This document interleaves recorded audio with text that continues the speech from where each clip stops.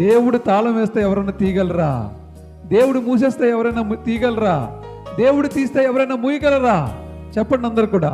నీ జీవితంలో, నా జీవితంలో, ఎవరి జీవితంలోనైనా ఒక్కసారి దేవుడు ద్వారాలు తెరిస్తే, అది ఆశీర్వాదమైనవండి, ఆరోగ్యమైనవండి, లేకపోతే ఏ రకమైనటువంటి ద్వారం దేవుడు తెరిచినా దాన్ని మూయడం ఎవరి సాధ్యం కాదు.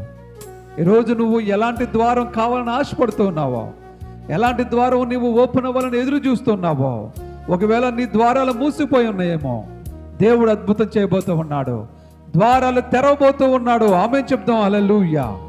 దేవుడు ద్వారం తెరిస్తే ఎవ్వడు కూడా దాన్ని మూయలేడు. దేవుడు మూసేస్తే ఎవరు దాన్ని తెరవలేడు. దేవునికి స్తోత్రం.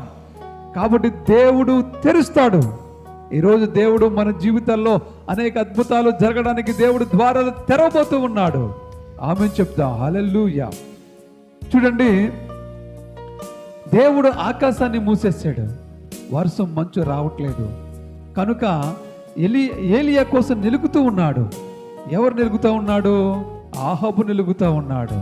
ఈ ఏలియా అంటున్నాడు ఆహాబుతోను, నువ్వు వెళ్ళు, నీ రథం ఎక్కి నువ్వు ఇంటికి వెళ్ళిపో, భోంచేయి, ఈ లోపుగానే అద్భుతమైన వర్షము వచ్చేస్తా వెళ్ళి అంటున్నాడు.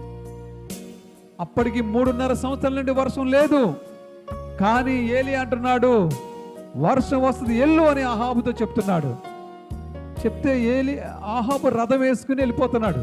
వర్షం వస్తుందని తీరా ఆహాబు రాజుతో ఏలియా చెప్పేశాడు. మరి ఏం చేయాలి ఇప్పుడు ఏలియా? వర్షం రావాలంటే ప్రార్థన చేయాలి.